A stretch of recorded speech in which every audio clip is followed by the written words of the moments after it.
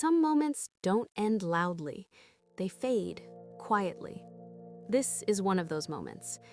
At first, nothing was wrong. That was the strange part. There were no raised voices, no slammed doors, no arguments that could be replayed later and examined for meaning.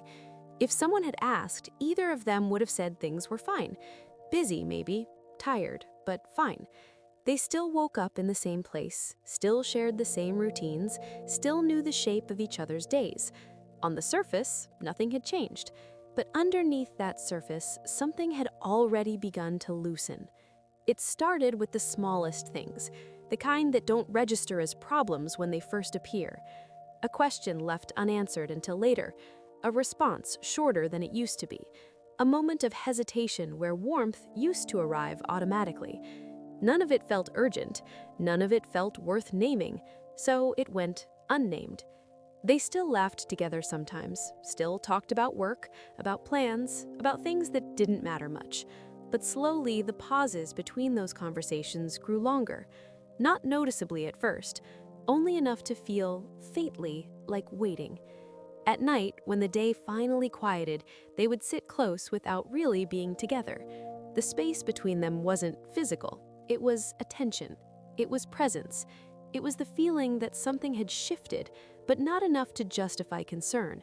So neither of them said anything. When one of them reached out, just a little, it was subtle.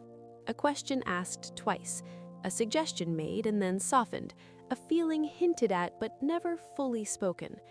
The response was never unkind, just delayed, distracted, absent. There was always a reason. I didn't realize you were asking. I thought we'd talk later. I've just been overwhelmed.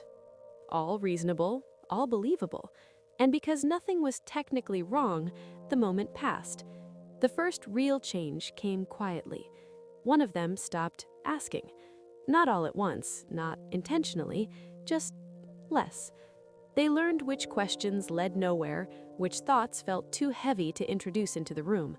They began editing themselves without realizing it. Conversations became safer, lighter, easier to complete.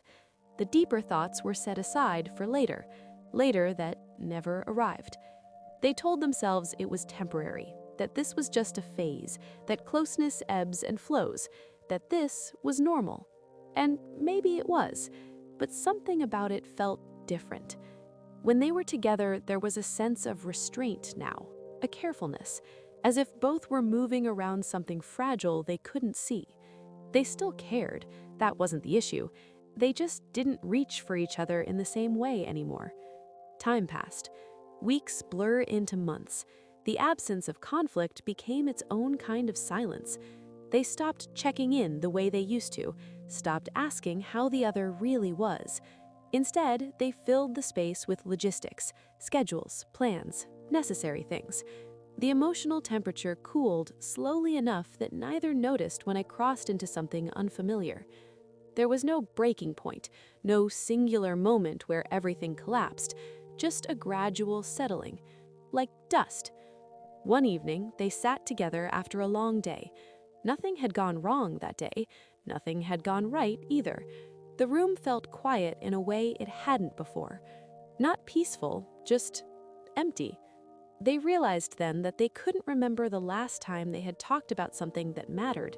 Not a problem, not a plan, a feeling. They searched their memory for it. The moment slipped away before they could catch it. That's when it became clear. Something had changed. Not recently, not suddenly. It had been changing for a long time. They had adapted to the distance without ever acknowledging it. They had learned how to exist side by side instead of together. And now, standing in the quiet that followed that realization, there was no obvious place to begin fixing it. Because how do you address something that never announced itself?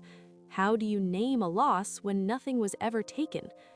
They considered speaking up, opening the conversation they had been avoiding, but the words felt heavy now, out of place, too late. There was a fear underneath it all. What if they spoke and discovered the other person had already accepted the distance? What if this quiet wasn't temporary? What if this was the new shape of things? So they waited, and waiting became habit. They stopped expecting closeness, stopped missing it as sharply.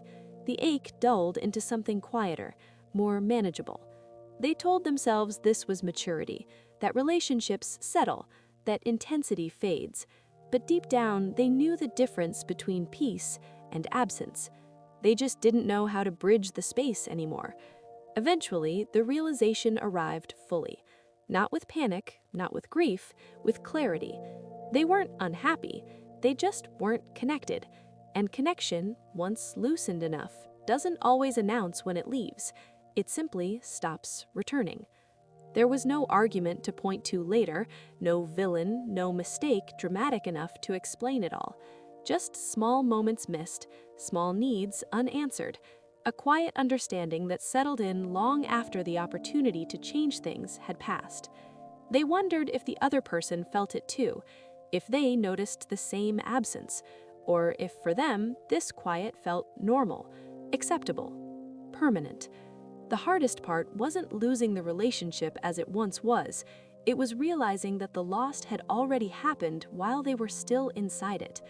Nothing was wrong anymore, and somehow that was exactly the problem.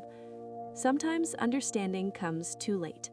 If this story felt familiar, you're not alone. Thank you for listening. We'll continue next time.